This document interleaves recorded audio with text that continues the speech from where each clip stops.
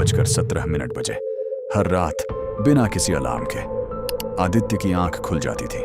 शुरू में उसने इसे कोइंसिडेंस समझा, लेकिन जब ये हर रात होने लगा तो उसे अजीब लगने लगा। वह घड़ी देखता और टाइम हमेशा वही होता, 2:17 AM। आदित्य एक नॉर्मल इंसान था, एक ग्राफिक डिजाइनर, सिंपल लाइफ, कोई दुश्मन नहीं।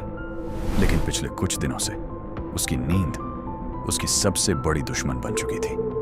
हर रात 2:17 पर उठने के बाद उसे एक अजीब सी आवाज सुनाई देती थी, जैसे कोई उसके कमरे में धीरे धीरे चल रहा हो। लेकिन जब वह लाइट ऑन करता तो वहां कोई नहीं होता। एक रात उसने डिसाइड किया कि आज वह सच पता लगाएगा। उसने अपने कमरे में एक कैमरा लगा दिया और खुद सोने का नाटक किया। रात 2:17 आदित्य की आंख खुली, लेकिन इस बार उसने खुद को हिलने से रोका। कुछ सेकंड बाद वह आवाज फिर से आई, टक टक टक, जैसे कोई नंगे पांव फ्लोर पर चल रहा हो। धीरे धीरे उसने अपनी आंखें थोड़ी सी खोली और जो उसने देखा उसने उसकी सांस रोक दी।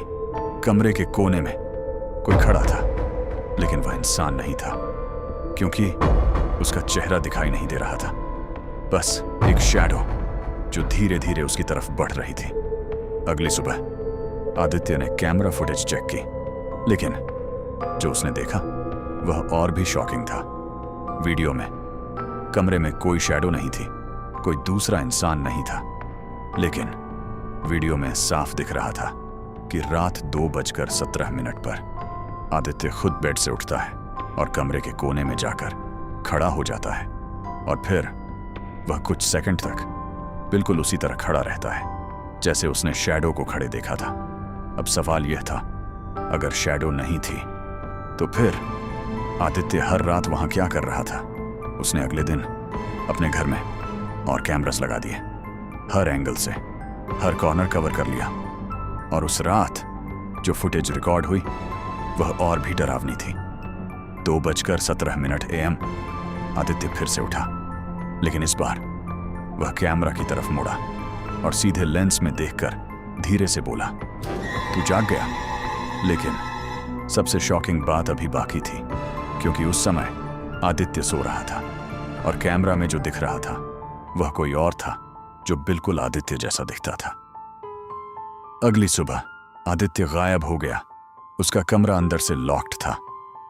कोई साइन नहीं, कोई स्ट्रगल नहीं, लेकिन कैमरा फुटेज में आखिरी चीज जो रिकॉर्ड हुई वह यह थी, वह डुप्लीकेट धीरे धीरे कैमरा के पास आया और लेंस के सामने आकर बोला, अब मैं असली हूं। और फिर कैमरा अचानक बंद हो गया। आज तक आदित्य का कोई पता नहीं चला। कुछ लोग कहते हैं वह स्लीप वॉकिंग का केस था, कुछ कहते हैं यह मेंटल डिसऑर्डर था, लेकिन जो कैमरा में दिखा वह आज भी एक सवाल छोड़ जाता है, क्या इंसान खुद का डुप्लीकेट बना सकता है, या कोई और है जो हमारी जगह लेना चाहता है? अगर आपको ऐसे डार्क साइकोलॉजिकल मिस्ट्री केसेस पसंद है, मिडनाइट केस फाइल्स को सब्सक्राइब जरूर करें, क्योंकि अगला केस शायद इससे भी ज्यादा खौफनाक होगा।